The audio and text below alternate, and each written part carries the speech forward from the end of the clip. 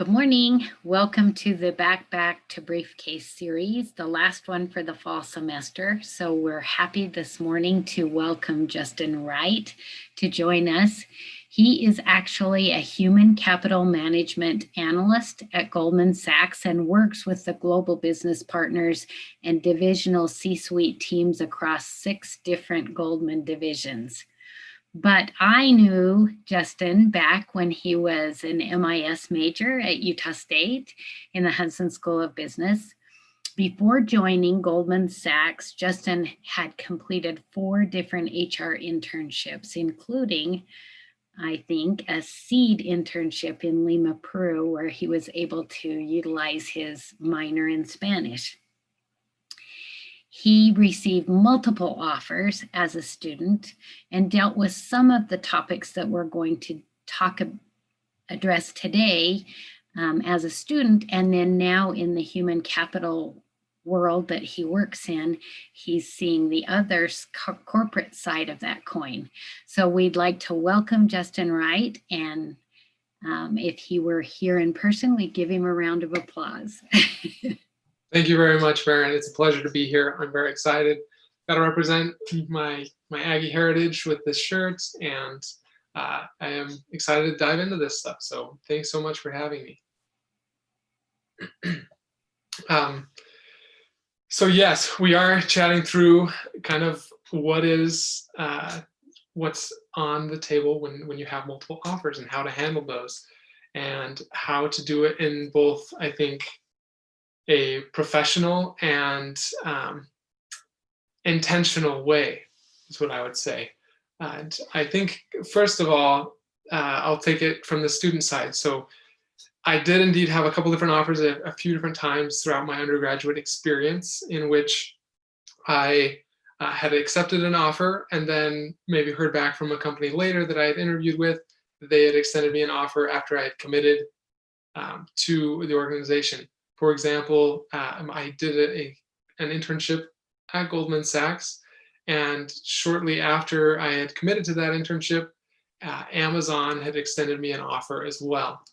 And I was able to chat through that with the recruiters and let them know that I had already taken a different path with Goldman Sachs. And I think it's important on the student side, oftentimes we get focused on the numbers and the salary and the location, some of the things that matter most to us.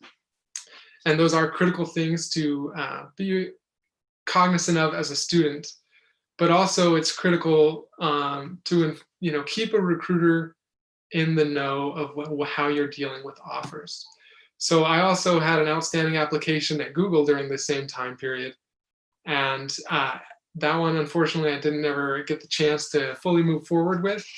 But if they had come forward and extended me an offer, I would have, I chatted with Maren, multiple times, trying to really decide how do I approach this in the best way where I don't burn bridges with recruiters for the school's sake and for my own sake. And I think navigating that it feels very tricky, and I don't know that it entirely has to be.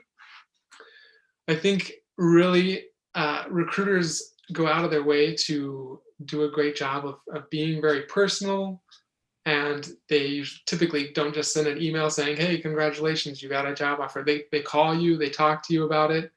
And I think it's important to respect that and to give them a call back and talk through what you're dealing with. So if you are handling multiple offers, I think the key is communication.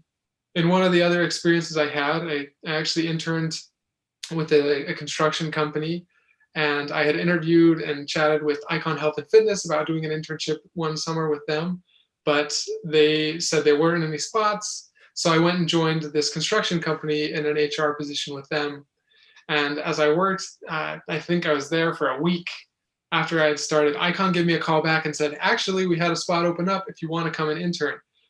Though it would have been a lot easier for me to just stay in Logan. I was still paying rent in Logan in my apartment.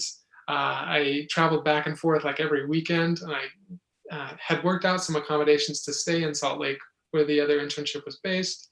But it would have made a lot more sense to just go back to Icon at least on paper. But I had committed and I was working and really diving into this construction internship. And so I wound up telling the director of HR of Icon at the time was John Holbert. And I worked with him to work out actually where I could come back in the fall. And I wound up interning with Icon basically throughout the rest of my undergraduate experience throughout the fall and spring and into the next fall a little bit as well after my Goldman internship. And because I was open and transparent with him about having an opportunity that I was already working on, and I think that clarity and just being open and honest also provided him with a trust in me that I would be a good intern and give my full time and attention to him when it came up. So Justin, a question that just came through for us is, which do you think is better? Emailing an employer about rejecting an offer or phone calling them? I think it's a two-way street. Probably depends. I don't know which way all recruiters reach out. At least at Goldman Sachs, I know that our recruiters reach out by phone to extend that offer. And I would say you should mirror that. You should mirror the respect. And I honestly, even if they sent me an offer over email, I would prefer to call and talk through why I'm rejecting their offer. And, that gives a business more insight into why, what they can do to be maybe more competitive if they need to be. Oftentimes as students, I think we don't recognize that there's a pretty standard rate that they're going to recruit talent at. And for example, Goldman Sachs, their offers are non-negotiable coming out of school. Depends on prior experience that you may have, but typically if you're a campus hire, then you may not be able to truly negotiate that salary. But it's important to recognize that that's not the only component of what goes into an offer. And maybe I'll touch on that a little bit more heavily in just a minute. But I think showing recruiters respect and that you really care about and respect their offer and the company that extended that offer, I think is more important than it is. And so I would do that over a phone call. It's more important to do that over a phone call and just have that conversation than it is to just send off kind of a cold email. I actually like that idea because of the fact that you're underscoring the importance of communication. Yeah. And I think really, depending if you've done an internship with a place and then you're requesting more time, I think a lot of times companies are like, you just had, 10 weeks with us, 12 weeks with us. You should have a good concept of whether you want to be here or not. If you're questioning that, then why don't you just go ahead and pursue another thing that will be a better fit for you? Because if you're just holding on to it because you're worried you're not going to get something else, but you really didn't like what you did, well, you're going to hate it for the next 2 years when you're working there as well. So you may as well passionately pursue the offers that most interest you. So talking about, I think, and telling the why. So if in the case that you do renege, so you have been extended an offer, you've committed to that offer, but then something else comes along and you choose to accept that offer, that's what a renege is. And as far as Goldman Sachs is concerned, and I'm not sure how all companies treat it, that doesn't necessarily give you a black mark where you can never work at Goldman Sachs again. But it does affect the image of the school and how, the students, if this is happening frequently, it can kind of put a sour taste in employers' mouth, especially as the later time goes on. So say you renege in April and you're expected to come in July.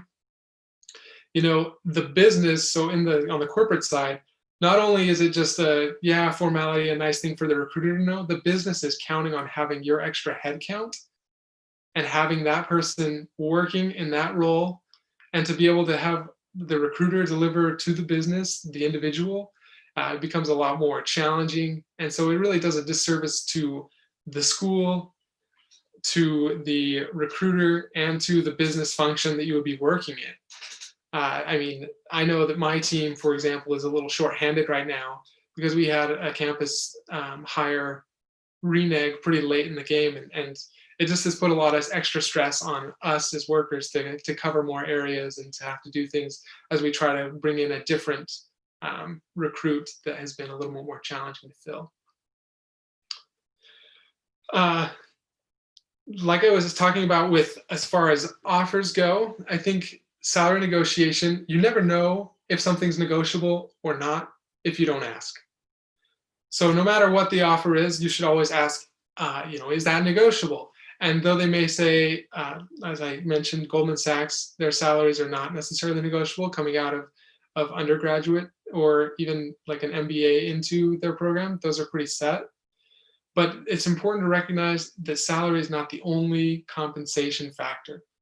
There's paid time off, which Goldman offering for new campus analysts, for example, offers 18 days, which is pretty substantial. One of the biggest perks of Goldman Sachs as well is it starts on day one of when you start working. If you were to have a baby on day two, you technically would be able to take off nearly 5 months of paternity maternity leave. So whether you are the actual person bearing the child or not, you have that opportunity to take off 5 months of paternity, which is an incredible benefit.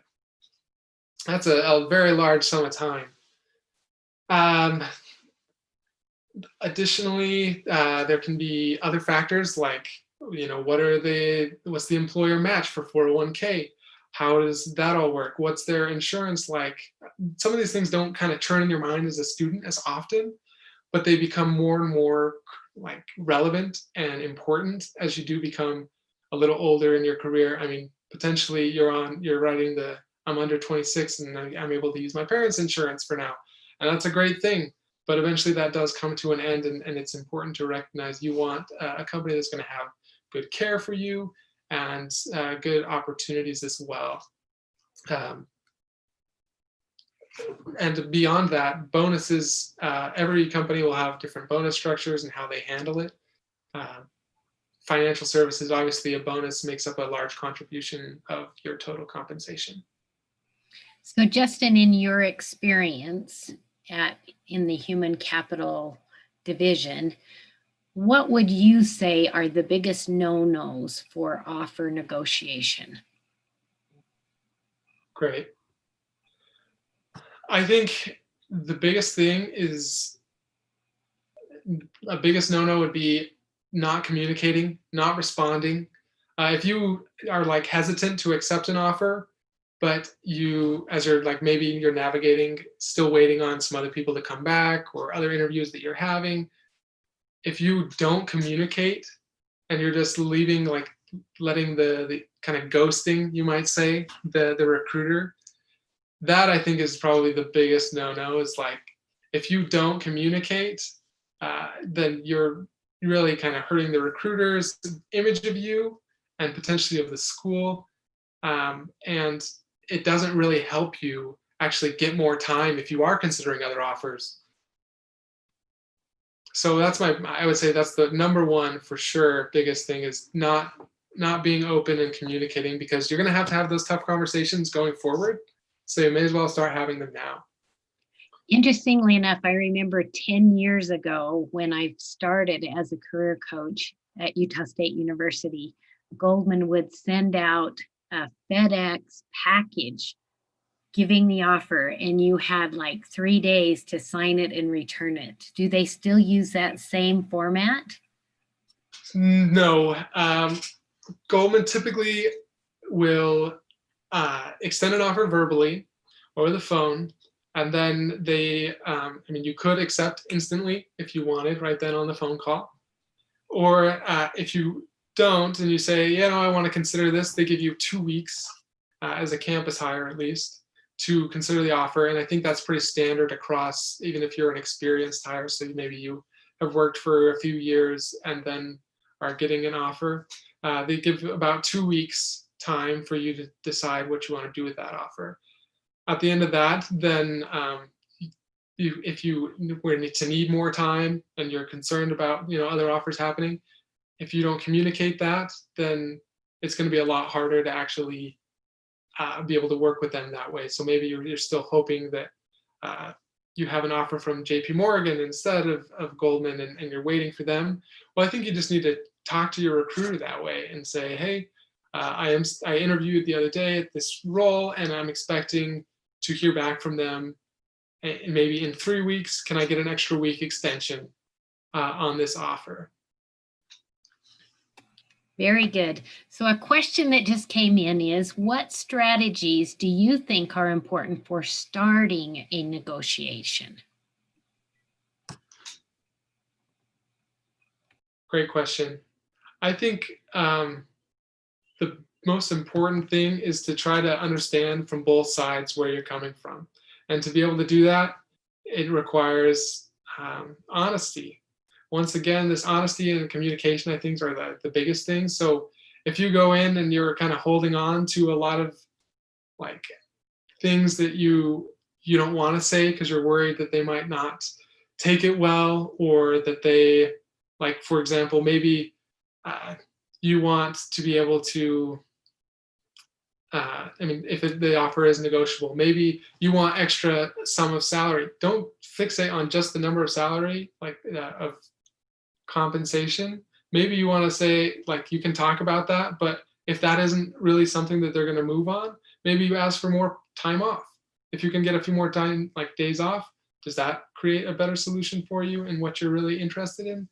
Or I think just knowing your value set and what really matters to you is kind of the key to a successful negotiation, and being open with recruiters on that, of saying, this is one of my concerns, and how can I ensure that working with you guys, I'll be able to resolve that concern, or whatever it may be.